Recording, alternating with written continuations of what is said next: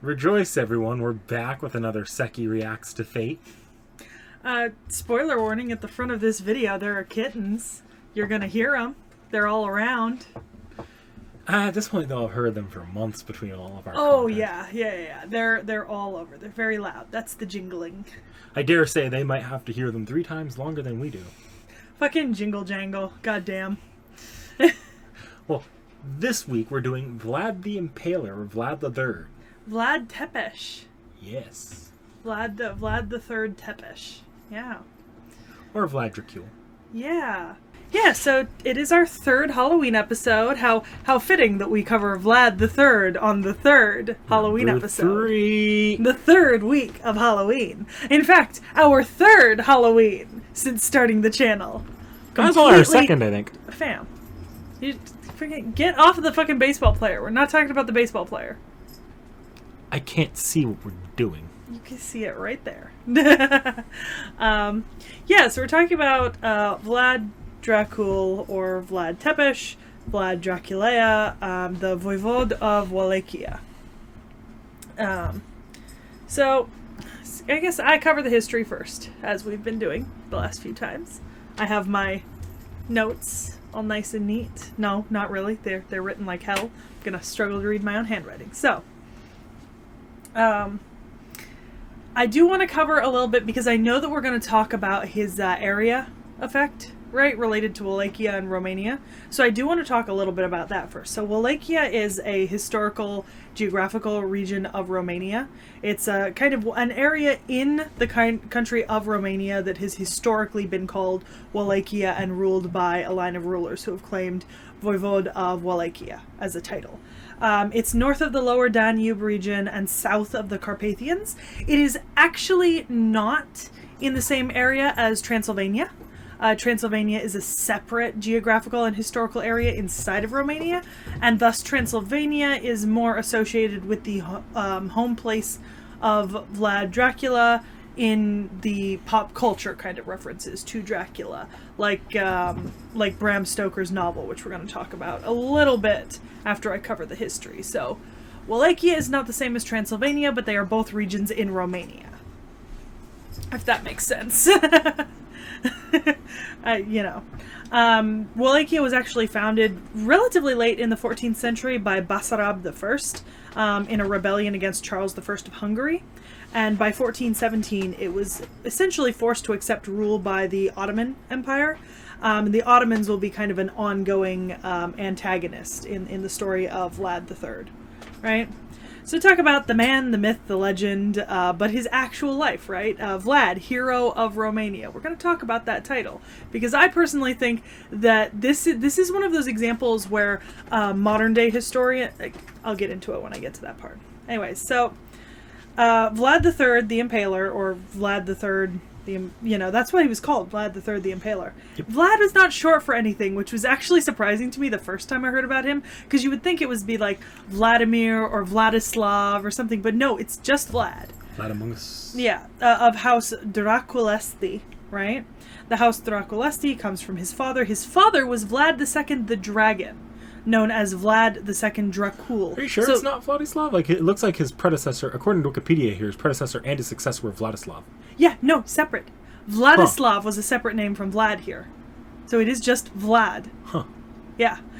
So his father was Vlad II Dracul, or Vlad II the Dragon, which is where you get the Draculesti. Yeah. It's actually a reference to the fact that his father was a member of the Order of the Dragon, which was a knighthood that his father possessed. So Vlad III reigned as voivode, or leader of Wallachia, in 1448 briefly, and then from 1456 to 1462, and then again briefly in 1476. In 1448, he actually invaded Wallachia while Vladislav II was away fighting the Ottomans, but was then deposed by John Hunyadi, only to return and slay Vladislav in combat in 1456, where he has his reign from 1456 to 62. He was married twice. We don't know the name of his first wife, although modern historians now think that it was the King of Hungary, Matthias Corvinus's illegitimate sister. And his second wife was arranged by Matthias Corvinus, and was Justina Szlesiagi. I'm pronouncing that horribly, and that's because that is not an accumulation of letters that are often used in English. So I'm just going to bite the bullet and say that I pronounced that really, really fucking badly. And she was the cousin of the King of Hungary. So basically the King of Hungary was like, you were married to my illegitimate sister, now you can be married to my cousin. This makes political ties between us. Which is really interesting because Vlad and his younger brother Radu were actually held as hostages against his father in the court of Matthias Corvinus when they were children, to secure his father's loyalty, right? Which is actually pretty interesting. He's actually succeeded by his younger brother Radu, who's known as Radu the Fair in history. So in terms of his early kind of reign in power, he purged the local boyars, right, to strengthen his own rule by getting rid of the ones who weren't loyal to him. And he actually had conflict with the Transylvanian Saxons because they supported his half-brothers. And he pillaged their villages and brought a bunch of captives back for impaling to Wallachia. Hence, this is where he got his moniker of the Impaler. It was at this point that the Ottoman Sultan Mehmed II sent envoys demanding that he come and swear his fealty to the Sultan, to which he had both of the envoys impaled, you know? As you do. Of course. He then embarked on a little bit of a military campaign against the Ottomans. He tried to capture the Sultan at Targovishta because the Sultan supported his younger brother Radu, but that did not succeed. And then he went to Matthias Corvinus for help, the King of Hungary, because the King of Hungary had supported his rise to power in some ways. And King Matthias imprisoned him from 1463 to 1475. That's why he didn't rule during that time. He would later die in 1476 or 1477 after being released and trying to reclaim Wallachia and wage war. There was a point where he was released from his imprisonment in 75 or so, and then he fought on behalf of Corvinus in several battles. And even at this point, before he died, when he was imprisoned for those years under Corvinus, rumors had already started spreading about his cruelty, especially through Germany, Italy, and Russia, right? So we get into his legacy, and we have to talk about the fact that, so a lot of stories actually circulated during his lifetime. One of the earliest and most famous ones was the Von einem Rutik der Heistrakel Waida von der Wallachie, right? Or the story of a despot called Dracula, Voivode of Wallachia, which was told as I think it was a poem recited in court, which is interesting. But there were also examples of papal legates writing to bishops and the Pope himself about the cruelty of Vlad and all these horrible stories about how when he was imprisoned, he would capture the rats in his cell and dissect them, tearing them apart piece by piece. And there were several accountings, theoretically, from monks and other eyewitnesses who escaped him talking about his great cruelty. Although we have very little knowledge of whether or not a lot of these accounts were actual true eyewitness accounts from people who escaped Vlad, or whether or not it was just kind of the rumor and gossip mill spiraling, right? As it often does. We know from people like Elizabeth Bathory, Elizabeth Bathory. The rumor mill literally led to her downfall. The way that it spiraled and spiked. So, aren't they distantly related? Yes, they are distantly related. Yeah. They're both related to the line of the King of Hungary. I believe that's their primary relation. I know when it comes to European nobles, it all comes back to Alabama eventually.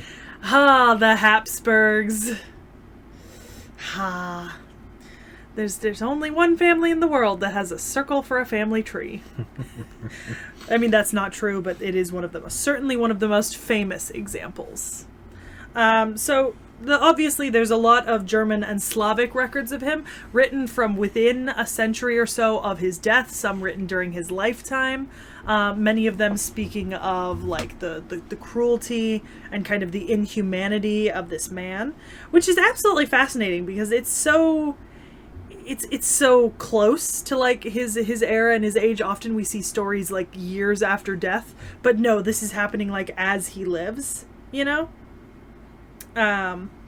He was once described, so this is how he was described by Sebastian Munster in his Cosmography.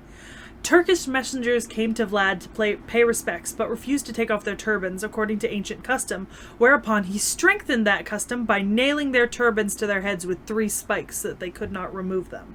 And that's from Antonio Bonfini's Historia Pannonica, right, where he was writing a history of the time and the period. And so I want to talk a little bit about the national hero thing, because right now, modern historians consider Vlad III to be one of the national heroes of Romania, one of the greatest kings that Romania has ever had, right? And this is a lot because of his power, right? So they're not erasing the fact that Vlad was a cruel king, but rather they're choosing to recognize the fact that he fought for a free Romania, like a free Wallachia, free from the rule of Turkey and the Ottomans, right? In a way, I mean, he was campaigning for independence. It was just, you know, obviously the way independence was back then was to become your own kingdom. The story of how he impaled the boyars of Targovishta for betraying his brother, right? Like taking revenge on those who would seek to undermine the power of his family and that sort of thing. And a lot of modern people will paint him as like a more realistic tyrant who, yes, violently punished criminals and those who were unpatriotic or betraying the government, but at the same time was also like a strong king fighting for the power of Romania and the Romanian people, honestly. And that's really interesting. And I think I'd asked you before, but I didn't actually go look at the character, but I don't know if Vlad himself has an innocent monster. Because we talked about that with Bouzetienne and Bathory and...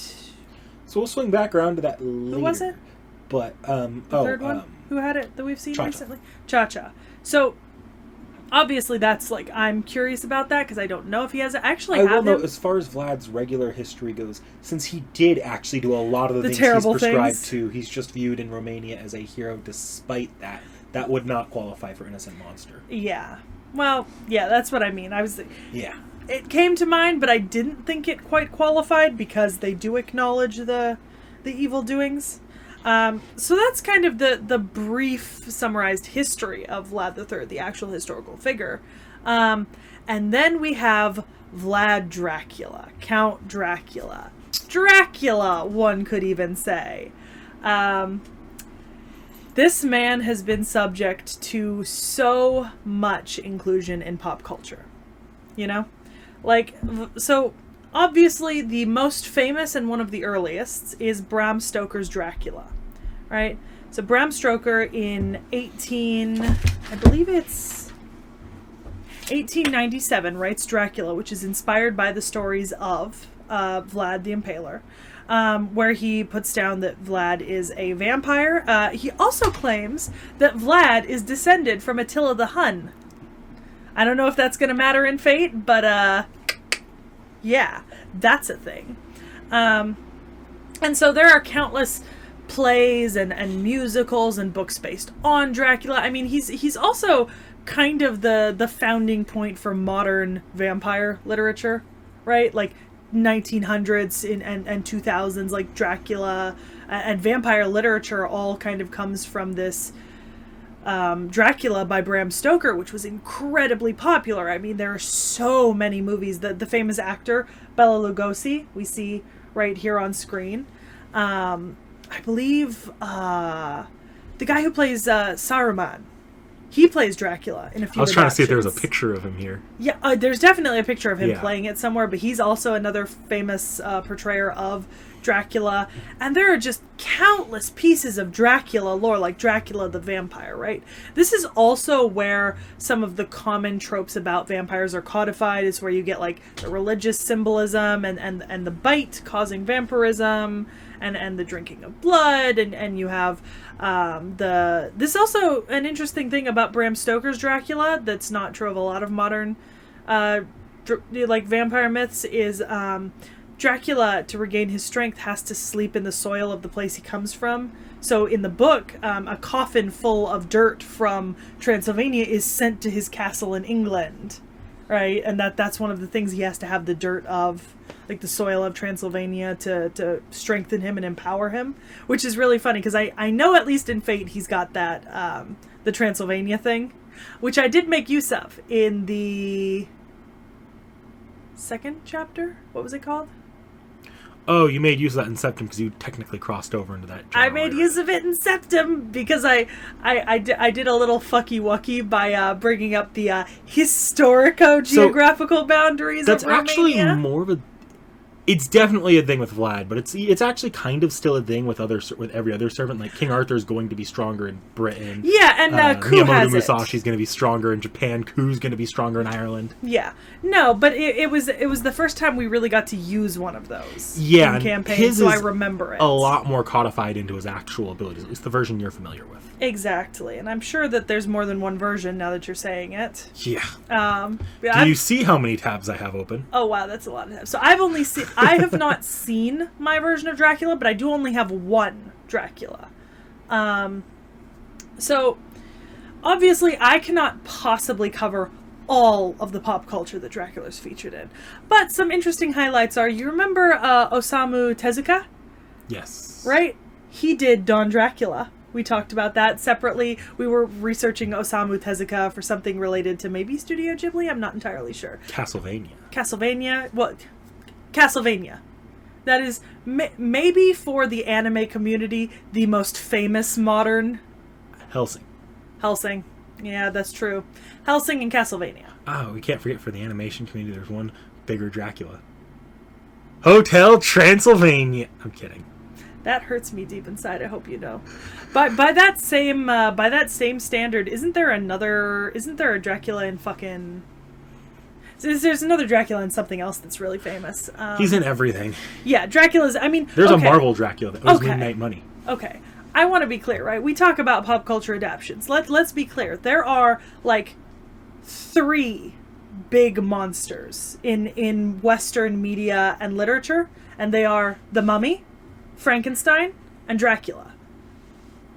And Frankenstein and Dracula come from the books by Mary Shelley and Bram Stoker, and The Mummy just comes from Egyptomania, the curse of the mummy, that kind of like, you know, sort of 1920s idealization of ancient Egypt and the mystery of the mummies and the undead. But those are like the 3 biggest monsters in Western media. There are literally countless Dracula movies from like 1920 to 1980. There are so fucking many. He's arguably more famous than the actual hero, Vlad III. Yeah, most people will recognize Dracula. They might not recognize it if I say Vlad Tepes. Even, I'd say more famous than Vlad Tepes' nickname, Vlad the Impaler. Yeah. Yeah, and that's why I was very clear to specify that his name was Vlad II Tepes, right? And then from the Vlad the Third Tepes, and then from the house of Draculesti, which is from his father, Dracul the Dragon, which was from the Order of Knighthood of the Dragon. Sorry, if I don't correct you, I know the comments will, so. I know. To be fair, the comments are all really good at correcting me when I get things wrong. And I'm trying very hard not to. I'm trying to put a lot more effort into looking things up, because as an anthropology major and a history major, I need to be a shining example. Why? Being wrong and having them correct you keeps them on their toes. Nah, man. Yeah, but I don't like being corrected. I'm a self-centered bitch. I guess this is probably good a time as any to get into Fate, isn't it? Oh boy, are you good? Are you at least going to start with the one I'm familiar with? No, I'm going to go in order of how they were released in Fate media. With one exception, actually. There is one little side note we'll take at the end here, a bit of a detour, but I'm holding that for last. Okay, so I guess let's get into Fate. I mean, y'all have seen the portrait of Vlad III in the Wikipedia page. Look at that sexy face. We've I'm sure all of us have seen an actor playing Dracula. At least, like, even in a still image in our lives. You know, he's got the, oh god, it's where that stupid fucking stereotype about vampires in old movies, I want to suck your blood. Blah, it's where blah, that blah. comes from. Blah, blah, blah, whatever. Okay. Well, okay. Our first Vlad III will be the one that is depicted in Fate Extra, a PSP video game. That's old. Yeah. Meet Vlad the Third from Fate Extra. These are not different card arts. These are the original Fate Extra design. Yeah. Here's his card art in FGO. Okay. He is a big chunky boy, isn't he? I thought you were going to kick out of this one. I love the little humans on spikes. That's fucking hilarious. He is a chunky old boy, isn't he? Yeah. In this art. I mean, I can respect those this. are CEs. So yeah. I can respect this version of Dracula. Like concept. It's well, not very detailed concept, but it's a little more. I don't know what it is that's throwing me off about this. But you know what it kind of looks like to me? It kind of looks like, I think because Dracula is often portrayed as like maybe a little bit younger and kind of more attractive sometimes. It's throwing me off because he almost reminds me of like certain portrayals of the vampire hunter. What's his name? Von Helsing. Yeah, Von Helsing. It almost reminds me of like sometimes like Von Helsing is sometimes portrayed as like an older man, like big, like experienced. It almost reminds me of that at times. I don't hate it though. It's very spiky. I can only assume that that's a reference to the impalement. Yeah. Of course. So this is Vlad the Warrior, not Vlad the Noble. Yeah. Not Vlad the Count.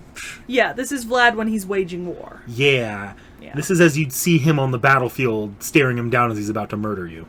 Which makes sense. I mean, makes sense. What class is he? He is a Lancer class, actually. Does that mean that there's more than one Lancer, Vlad? Yes. Okay, because I'm pretty sure mine's a Lancer. It only gets more confusing, trust me. Oh dear. Well, okay, if Vlad the Impaler wasn't a Lancer, I'd be like... Hold that thought. I mean, I'm sure there's a non-Lancer, but if there wasn't at least one Lancer, I'd be a little about it. So this Vlad, because he's the big, scary warrior, he's actually... And he's, like, fighting primarily for his people and for his religion. Mm-hmm. He is almost a berserker in terms of temperament. Okay. Like, he is sitting on that cusp, just not quite there. Okay. He is so devoted to his faith, he is willing to murder for it, but he does not himself believe he is worthy of heaven, even though he defends it vigorously. That seems like a vaguely esoteric assumption to make on behalf of fate. I don't know, that just feels like a very... Like, that feels like a very large leap of assumption for fate to make. Just like, super religious, but he doesn't believe he belongs in heaven. I don't know. It's characterization. Yeah, I get it. I'm sure it relates back to the story somehow. So as far as abilities go, he is... yeah. Man, you scrolled right past him. I did. Yeah. Here we go. Oh, he's got Innocent Monster. Yes. Okay. Dracula.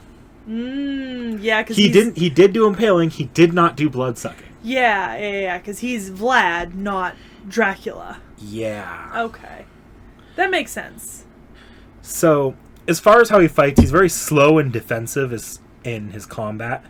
As a servant, he's capable of manifesting spears from his body to use as weapons or to impale opponents who get too close to him. That's part of what his spike thing going on there is. Nice. He has the skill Protection of Faith, which is not necessarily a physical protection as much as it's a mental protection because he's so devoted. Mm-hmm. So single-minded. I mean, makes sense. Vlad, if nothing, was determined and single-minded. I mean, there's a reason why he tried to claim Voivode of Wallachia 3 different times and actually succeeded. To be fair, I think he would have succeeded the second time, too, if he hadn't died.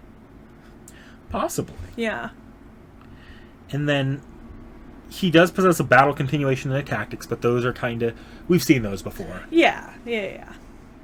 And yeah, we've already noted the Innocent Monster here. Anything here sticking out to you before we look at NP? He's got the same NP name as my Vlad, but this is not my Vlad. Kazakili Bay. Let's open this in a new tab here. So, let's see if I can. So his is specifically the Fortress of Impalement. Yeah. This is based in the legend or based in legend of what he did to Mehmed's soldiers in the middle of their battle. He creates lances around the terrain where he's fighting in order to skewer his enemies. Mm-hmm. It's most effective against armies, but it can be used in a one-on-one context. Yeah, because this is an actual. Kazikli Bay is an actual location in Turkey. Like this is the exact thing. It's an Aegean Bay in Turkey. So it would have been, one of the places where they were fighting because the Ottomans would have been centered in that sort of area of the world. Now, if you don't mind closing your eyes, I don't have these opened in order up here, so I have to reorder these. My mistake. Yeah, that's a pretty lance. I like that lance. Yeah, those are the lances he fights with. Oh, I mean, look at that. Noble phantasm, synonymous with a servant who is called Kazikli Voivoda, right? Yep. That's Voivode of Wallachia, right? Impaler prince. It basically meant prince, leader, that sort of thing. Yeah. Let's see. It's actually especially good against those, I believe, either he views as evil who are evil or have sin to them. Mm-hmm. But I could be wrong. I'm just remembering my gameplay stuff here. Okay. All right, my eyes are closed. Okay. Make sure I have this in the right order. Did I open it? Yeah, I opened separate tabs. I can close it. Sorry, I had more tabs here than I thought I did. Okay. Let's...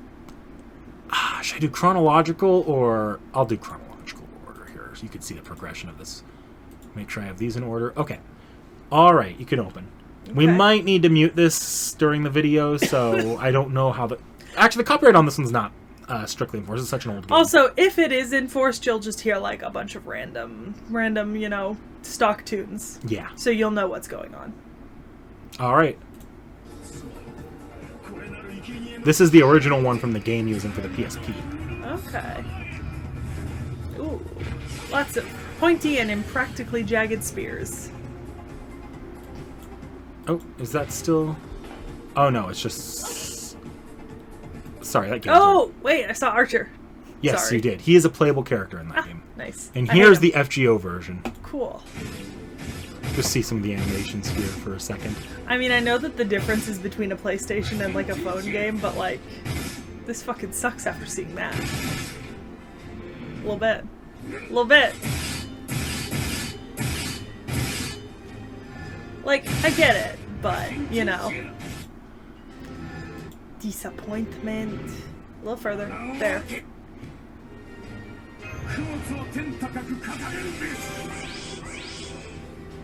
Is he doing his NP? Yeah, I think he's just activating all his skills first. Okay. Or not. God, I need that. Damn. Yeah, that's all skills, so here it is.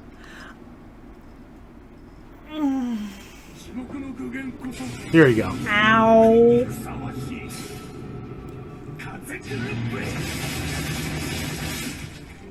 Okay. Yeah, so same weird shaped spears all over. Yeah. Yeah. Okay. So that is our first Vlad.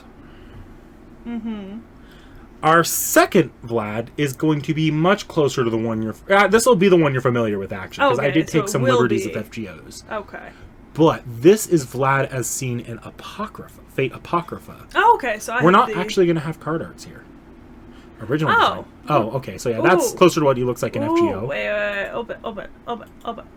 No, open them so I can see them big. Hot. So this version technically does not appear in any version of FGO, so we don't actually have card arts for him. But still, hot. Ooh, I like this. This is my favorite design so far. Hot. This is generally the fan favorite here. Is this? This is could see why. The more regal, the ruler Vlad. It kind of looks like from Castlevania if Alucard and Dracula were merged together. Yeah. Yeah. No, I like this. He is still a lancer. That makes sense. Yeah, well, he's holding a fucking spear. Yeah. We'll get back to that thought. Jesus fucking Christ. So this Vlad is actually known as the Lancer of Black, specifically because he was part of a faction in this Holy Grail War called the Black Faction, and there were two Lancers, so they called him Lancer of Black. I also see that one of his nicknames is the Little Dragon, a reference to the fact that he is his father's son. So this is the Vlad where if you're in Romania, there's no measuring up to him. Yeah. So this is where mine gets the Romania bit. Yeah, although I think the other one might still have that. Mm-hmm. And then we'll get to Dracula. Okay. So as far as abilities go, you're familiar with it in the campaign. Vaguely. When he's in Romania, or at least an area marked as his region, he gains effectively the benefits of a madness enhancement of the highest level without actually having the madness. To which was really funny because I don't think that you intended in Septum to put the one of the two big fights so far east, but you put it so far east that it was in fact out of the non-Romania region and into a region that historico-geographically I could actually pull up a map and say this once belonged to Romania and therefore was part of the Romanian Empire sort of power. You know, back when Hungary and Romania were kind of all together and it was a wider swath of the world, you know, and you let me pull that little bit of fucky-wucky. Because, like, if I'd limited myself to, like, specifically Wallachia, I think I still would have had some area where I could have used it, but it would have been much decreased. Yeah. By the way, if that confuses any FGO players, because I dramatically changed the story of Septum. And as a result, Septum's so far been my favorite chapter of the campaign for the D&D game. Yeah. Which has confused several people when I say that I like Septum. Because I've never played Septum on the Grand Order game. Yeah, the original mobile game Septum sucked. I've told you that before. Yeah, though. You've said it, but like, you know. So yeah. And let's see, do we see your skills here? Yep. So this is the skill, Demonic Defender of the State. That's the one that helps him with Romania. We don't have a lot of extra skills here, though, because in this version of Dracula does not have all that many skills. Mm-hmm. Yeah, and then there's the two phantasms, right, on this version? So he's got Kazakili Bey. Kazikli. It's Kazikli. Thank you. Kazikli Bey, yeah. And that one I really like using. Super useful. Yeah. This one allows him to summon 20,000 spears from the ground at once, and the longer one spends trying to avoid them, the harder it becomes to do so. Mm-hmm. In his domain, he is terrifyingly effective with these, matching up to some of the strongest servants Fate has seen so far. Yeah, I mean, he's powerful outside of his domain, but like inside of it, because you get the NP recharge, at least the way you have it down. My NP recharges like every 3 turns in combat. It's called the Lord of Execution. This is a GIF or a GIF of the anime usage of it, I believe. Ooh, yes. Awesome. We can't play the clip, but we can do that. Yeah, because when I use it in campaign, and I'm in Romania, it recharges every 3 rounds, and I can attack twice with it, and I am always on advantage. It gives me like a lot of bonuses that worked really well in the campaign for what we were doing, because it was kind of anti-army. That's awesome. That looks super fucking cool. That's like, you know, sometimes manga and anime have like such amazing art for certain types of scenes. See, manga really does really good at these kind of shots, whereas you can't really do this in an anime and maintain the same effect. The anime you do with a lot more Sakuga. But this is a very manga scene. I know, and it looks so good. Hello, Squirmy. You want to go? Okay. You're done? All right, but this Vlad has a second NP, unlike the previous one. Yeah, and this one's Legend of Dracula. Yes, which I have never used because it puts me at like in a really bad place in the D&D game. Like, it's super not great for my character as a master, so I've never used it, not once. It's not great for a lot of masters, to be honest. Vlad does not like using this. In fact, he refuses to use this NP at all without the use of a command spell, and that would probably... And even then, he would promise that the first to die would be the master using that command spell. Mm-hmm. It is the most effective way to... You gonna scroll down to it? I will move there. I actually have it open already. I'm just holding off on this little... It is the most effective way for Vlad to fight outside of his domain. Mm-hmm. But it makes him hate the master! Yeah. Which is not helpful for me. Because in Type Moon, Vlad was never a vampire in history, just like Bathory. Yeah. What that leads to, though, is he's he fucking hates this form with the power. Like, his wish for the Holy Grail, if I'm not wrong, is to eliminate Dracula from existence. I mean, good for him. Let me move into him here, though. So this is him in the anime as Dracula. Let me get the manga. The manga's a little bit... Okay, a little less comedic? Yeah. That was a comedic shot, you have to admit. Look at his fucking face in that shot. Yeah, so... Oh, yeah, they get claws, and you get the fangs, and the bats, and the cape comes in. Yeah. This is very Dracula aesthetic. When he's like this, he's pretty much able to overpower almost any servant. Even Gilgamesh? We've never seen that matchup. God damn it, we need...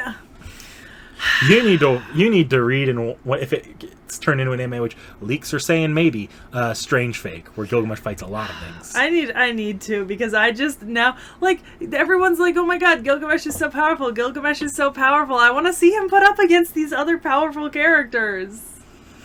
Like, I could play it out in the campaign, but the boys and I aren't always optimal in the way we fight, and therefore it wouldn't really be a true representation of, like, whether or not a character would win against another.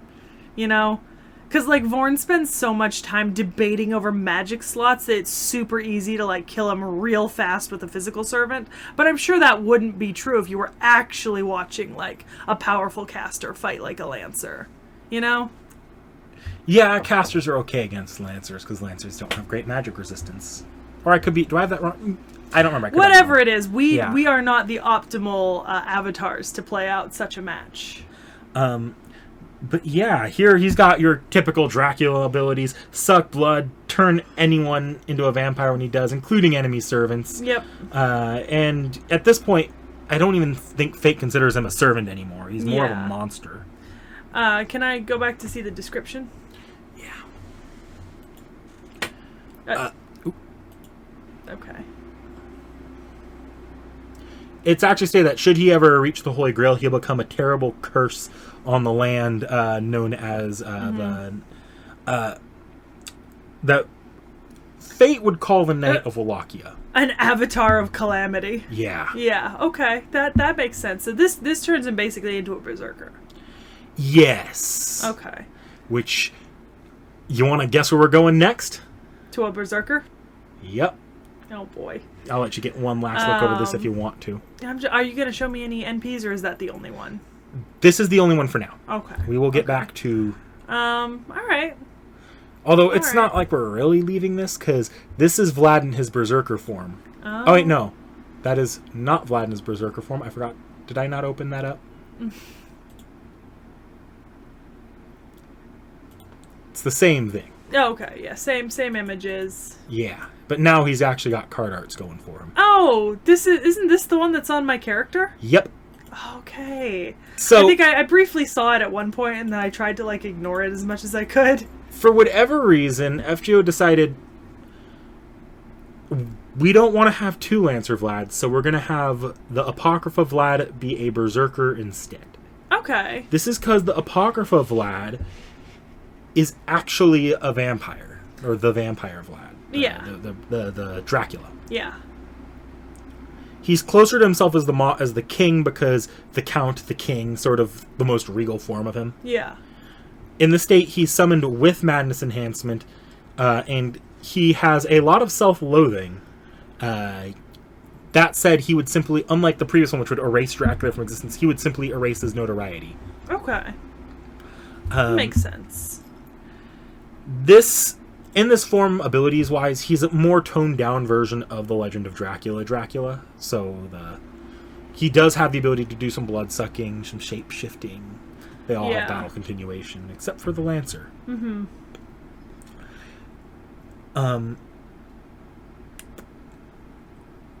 I believe he can still even transform into that Legend of Dracula version, but it's more of a Hulk-type thing in the MCU, or Professor Hulk-type thing. Okay. Right now, where he's actually, like, he's more mentally there than he would be if you used it in his Lancer form. Yeah. Oh, I see it in the Noble Phantasm. Yeah. By transforming, he loses his Noble Phantasm and skill, but gains a boost to physical abilities, keeps the Mist and Animal transformation, self-healing, and Mystic Eyes. Yeah. Okay, but he also gains weaknesses to something in Holiness. It's covered for me, so I can't see it. Sunlight and Holiness. Okay. Very vampire things. Yeah. Oh, and he still has Castlevania Bay. Yes. Yeah. I will open this one. Which is powerful, but not that powerful. We'll just go back here because it's the same page. Yeah. Yeah. So let's see if I could find the Berserker version here. Oh, this is Isn't that it? Oh, nice. That's what the Apocryphal Lancer and the Berserker's Lance looks like. Nice. No, it looks really cool. His Castlevania Bay is notable for being much weaker in this state than as his Lancer form. Mm-hmm. And if you're curious about our references here in the campaign, for the campaign I actually fused the Lancer and the Berserker one. Yeah, because my Legend of Dracula, if it's activated, turns him into a Berserker, but otherwise he's just a Lancer. Yes. Yeah. Hey, look, there's my little story about Mehmed II and his envoys. So, okay, so his NPs. This time we're starting with the FGO, and we actually have an Aniplex USA uploaded version. Ooh.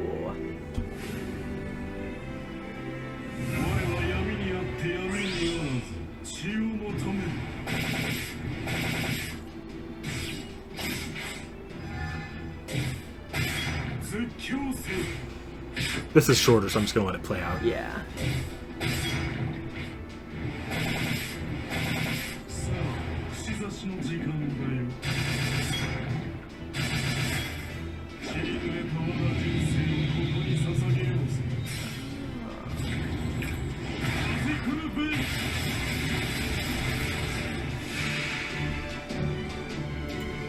Nice.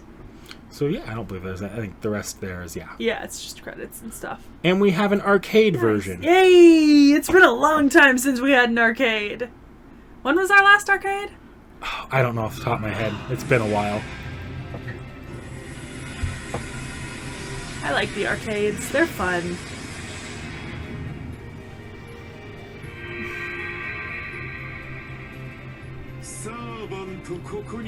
Hot.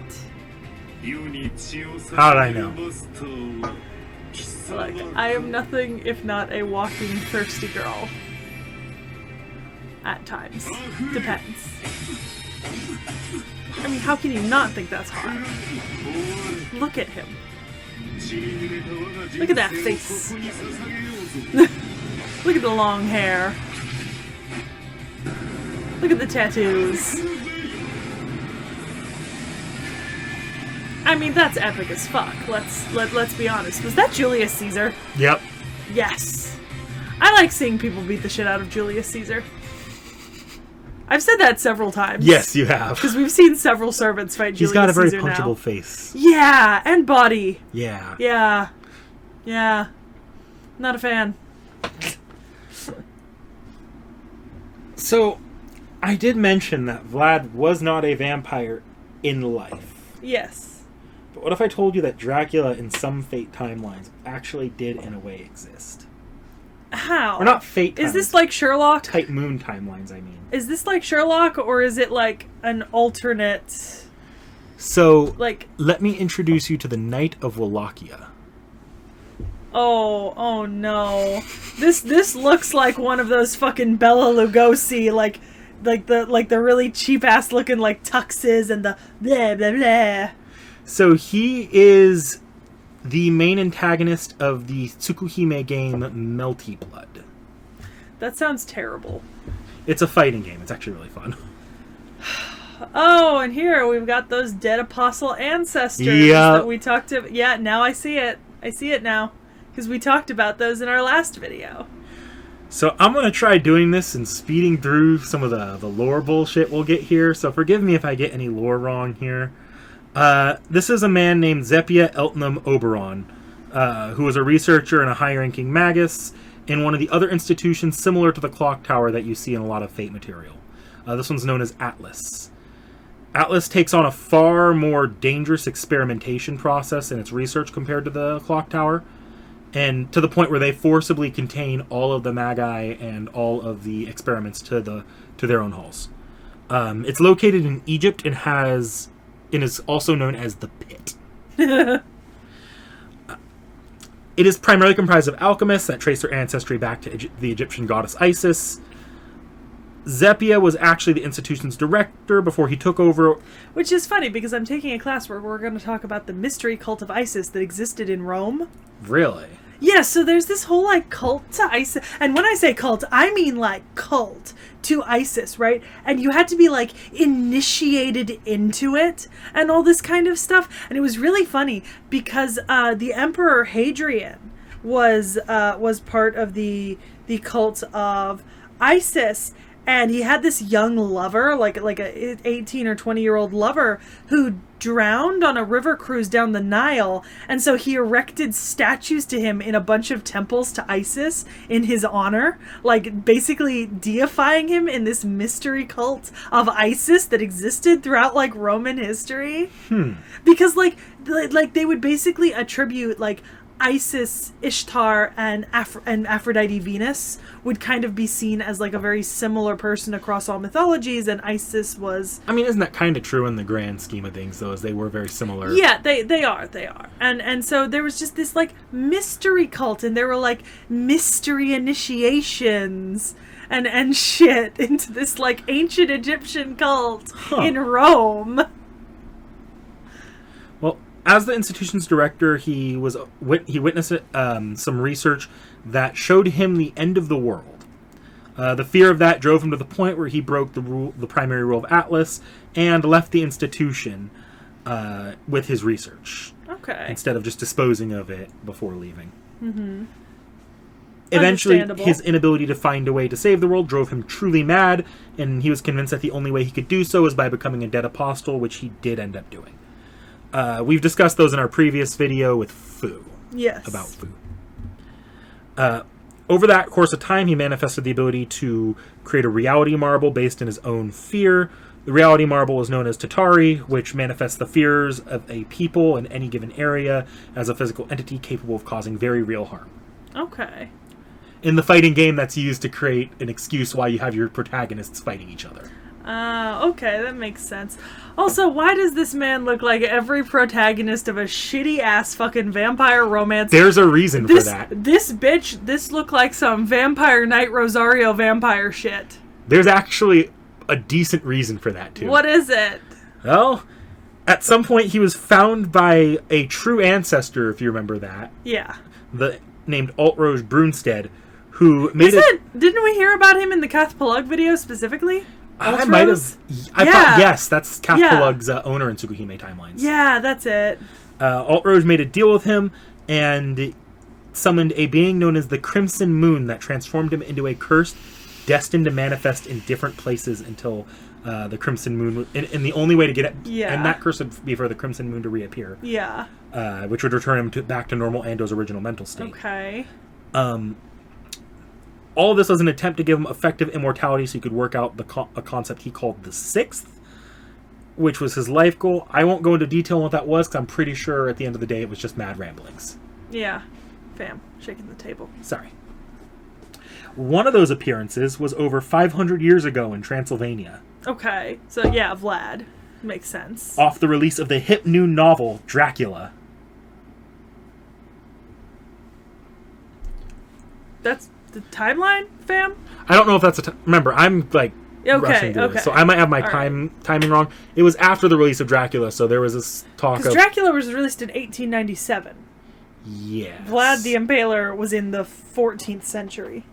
I'd have to look at our timeline. Yeah, so maybe the Tsukihime timeline is something different, but that's at least our world's timeline for it. I would have to look at what that specifically said here. Okay. But yes, it was off the hip new release of Dracula. Yep. And because it was based on Vlad III of all people and in Transylvania, there was a very real fear that a vampire was going around as an urban legend. Okay. But of course, since his reality marble exists as a curse now, he manifested as the rumored vampire Dracula, which is why he looks like a generic vampire. He does. He literally looks like those old like 1930s and 40s movies. The ones that the Saruman, what's his name? Oh, this is gonna drive us insane. He is a huge actor too. Wasn't it Christopher Lee. Sir Christopher Lee. Yeah, Sir Christopher Lee. He looks like the Christopher Lee version. Yeah. Yeah. Fucking ridiculous. But the event of when he manifested was so horrific, it became known as the Night of Wallachia amongst the mage community, which influenced his later manifestations to where he was always the Night of Wallachia when he manifested. Okay, that makes sense. So, yeah. Okay. That would be Tsukuhime's Dracula, separate from Vlad III this time. Nice. In that way, Vlad III, even though he never was Dracula, Dracula still did in fact exist. Of course, this is impossible in Fate because the dead apostle ancestors can't exist there. Yeah. No, that makes sense. Actually, this man does have a Fate form. I wonder if it's a little bit less generic vampire looking. It's a little less. Yeah, that's what he normally would look like before becoming generic vampire guy. I mean, it's still a little, it's still a little like 1900s European. I mean, that's kind of where he primarily was. No, it's valid. It's valid. It's the point. Yeah. So, yeah. Let me move into the Bond CEs for the Vlads, then. We'll start with the extra. Oh, we've got a lot of CAs, don't we? Just extra and Berserker. Oh, okay. Do we have any more NPs? No, we do not. Okay. Oh, wait. Does the Grand Order version not have a little April Fool's? He does. I don't know why I didn't show him. Yeah, I didn't see an April Fool's for anyone except for the first one. Let me go here. Oh, that's adorable. Okay. Is that Go back up to his art. Can you open me one of the full size ones of him? A different one. Go on. Oh, okay. I was gonna say it looks like there's oh wait, show me the sprite. Hold on. Okay. And it looks like there's scale mail peeking out from under his jacket. Possibly. In the April Fool's art, and I was like, ooh, look, dragon scale. Like, as a joke, because Dracul, dragon, the little dragon scale mail. He doesn't have the dragon trait, though. Aww. Unlike our... Traits, though, Brunhilde's beloved. Oh, pretty much every servant that's ever been known as a hero has that. True. Also weak to Enuma Elish. Again, another thing most servants have. I know. So let's go back up here to... Okay, yeah. Sprites. Expressions. Craft essences. Not that many. He's not the most popular servant. Yeah, so just go ahead and open up all three. Most of the time when Fate uses them, it prefers to use the Lancer Berserker version. Oh, okay. So we've got blood and a cross and some shackles. Creed at the bottom of the earth. My path is drenched with blood. I executed hundreds of nobles and slew tens of thousands of enemy soldiers. The cruelty that attacked me and the cruel axe I carried out forged my body into a deadly weapon, but I cannot stop. Anything further down? Nope. No. Interesting. I like it. It seems like it may be a reference to, it seems like a reference perhaps to his imprisonment at the hands of Matthias Corvinus. With the shackles and everything. At least that's what it seems like to me. Or maybe his time as a court hostage, or both. For Voivode of Wallachia, he spent a surprising amount of time imprisoned during his life, which really fucking sucks. So I see that burger.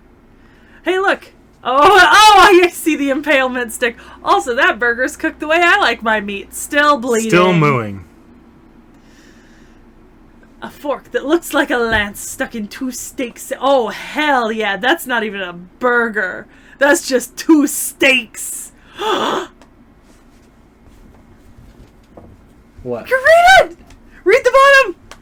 Read the bottom! Truly a dish cooking Cooking daddy! It really is delicious.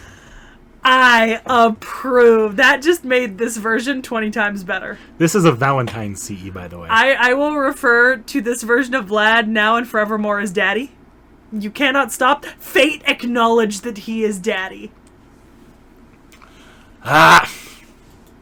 Fate has done this. Don't blame me. And this is Hikeshi spirits. I see some other servants here. Let me... No, there's nothing. Okay. Oh, yeah. This is just... festival firefighting. Okay. Yeah. It's cool art, though. It's a different art style than the others. Oh, they're all done by, like, guest artists. So. Yeah, that's what I was going to say. This one's pretty... Oh, that's why, because it's the event. Tokugawa Kaiten Meikyu. Yeah, no, they get different artists to do all that. these. You could find some done by, like, the same artists that do the animes. You'll find some done by, like, artists from... Your favorite manga series has probably had a guest artist appearance. Yeah, that makes sense. All right, so we're going to go ahead and move on to the CEs from... Hot Vlad? Berserker Vlad here. Wait, did they give him a height? Oh, all servants have a height. Oh, why have we never talked about this? Because size doesn't matter. Yeah, it fucking does. I want to know if they're taller than me. 191 centimeters. Pretty sure that's taller than me. Somebody convert that to inches in the comments. Oh, wait, he's got a... Oh, no, that's the arcade. I thought that was... You thought that was the game? I did. I thought that was the game. I thought that for a moment, too, actually. Damn. I will come back to this one. I'll just click through these. Ooh, look at him blacked out. That's pretty cool. So, yeah, not that many here. We can go ahead, open them all. I can't wait to see that one. Oop, no. All right, let's go. So this is that really cool piece of art from the manga, but like colorized a little bit. Yeah. This is awesome. This is the Bond CE. I am not afraid of anyone except that devil Dracul. It is not of hatred nor of enjoyment, because it is necessary to strike fear into thy enemy. Lord and I mean, yeah, I like this. I like this a lot, because this makes reference to the fact that, you know, it's... While he was a brutal ruler, it was a product of time and necessity in some ways. It wasn't just him necessarily being cruel for no reason. I mean, he was fighting against oppression under both the King of Hungary and the Ottoman Empire at the time, trying to achieve something. And honestly, the Ottomans were not necessarily the type of people to just take a, you know, I don't want to be part of your empire, go away.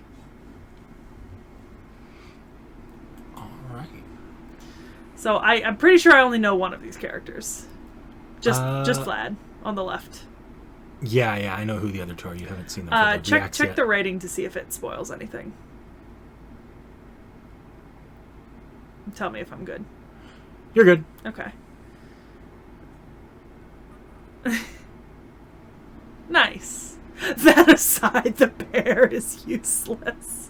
I don't know what that's a reference to, but I can't wait to find out. Oh, it's a bear. It's cute. I don't know those other two servants, though, so it doesn't help. Oh, that's... I was like, wait. People don't... Wait. People don't spoil it in the comments. We will get to all servants eventually. Don't fucking... Like, I know I'm saying I don't know it because I haven't seen it yet, but I will.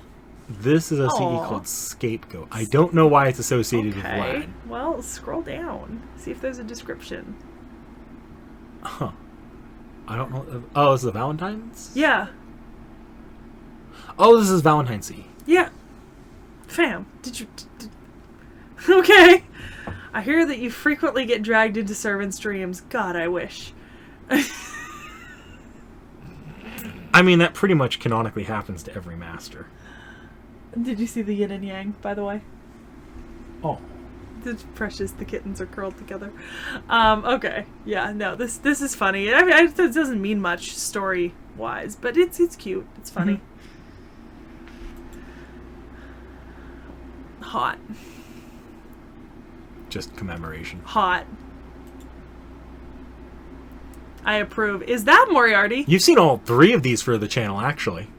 So I know the one in the front is Moriarty. Starts with an S, ends with a Shakespeare. Oh, is that Shakespeare? Yeah. What the fuck? Three boys on the beach. Summer race. Oh, I mean, three daddies on the beach. An intellectual battle under the clear sky with a cocktail in hand is also delightful.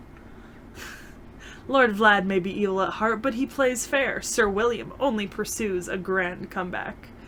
And yours truly strives for an enjoyable... After all, this old man never lies. This is all from the perspective of Moriarty. I got that. I somehow doubt this. But at the same time, three hot men. I'd be into it. I mean, look at that. That's Daddy 1, Daddy 2, and Daddy 3. I'm into it. I am. I love it. I love it. There's something going on in the background there. I think it's a sandcastle. Ah. Just a pile of shit in a sandcastle. Sorry, my monitor's much farther away from me than usual. Yeah, also, I approve of the drinks. I'm pretty sure that... I am dead-ass sure that Moriarty is either holding a strawberry daiquiri or a tequila sunrise or a Mai Tai. Remember, And honestly... In Fate, Moriarty moonlights as a bartender. I know, and honestly, I could really go for a Mai Tai or like a fucking tequila sunrise right now, or I would kill for a strawberry daiquiri right now. I know... Do I know all three of these? You probably Is recognize... that Elmaloy in the back? No, you've not met him. then I But don't you know him, and you've Archer. seen... It's Archer. Yeah, it's fucking Archer. But yeah, no, hot. Let me translate the words for you here. We're good. Nice. It's assigned an employee exclusively. First class. I mean, I approve. Please, put him in a hot suit. Please. Yes. Alright, and that is Vlad. Nice. I don't believe I have any more notes on him. Yep. So Vlad's fun, right? Because even though one of his versions has Innocent Monster, you have to admit that unlike T.H.E or Bathory or Cha-Cha, right, who were vilified later in history, Vlad the Impaler did do cruel and horrible things to those who were against him and supporting people who would see him fall from grace. And he was only really called the hero of Romania, one of the greatest kings in modern historical and archaeological work, right? Like, that's a very 1900s to 2000s sort of perspective, calling him that, based on, like, more recent research and records and kind of opinions on Romanian independence and that sort of thing. So it's interesting that one of his forms had Innocent Monster, but not both. And I do like the interplay about how they don't like that, because we don't, like I said, we had like accounts of Vlad being like a cruel person circulating during his lifetime, but he certainly wasn't doing anything to deliberately encourage that. I mean, he wanted to rule Wallachia, right, as an independent country, and I can respect that on behalf of any ruler. You know what I mean? And I mean, he was the son of a great king. So I get it, but, you know, an appropriate Halloween episode. Yeah. Man, do I have a hint for next time? Yeah, do you have a hint for next time? We don't want to be too obvious. Yeah. Our commenters are too good at guessing our hints. Okay. In the chapter the servant was introduced in, this servant went by a grand total of 3 different names. Nice. And now I will away upon my noble steed. Kitten, attend me!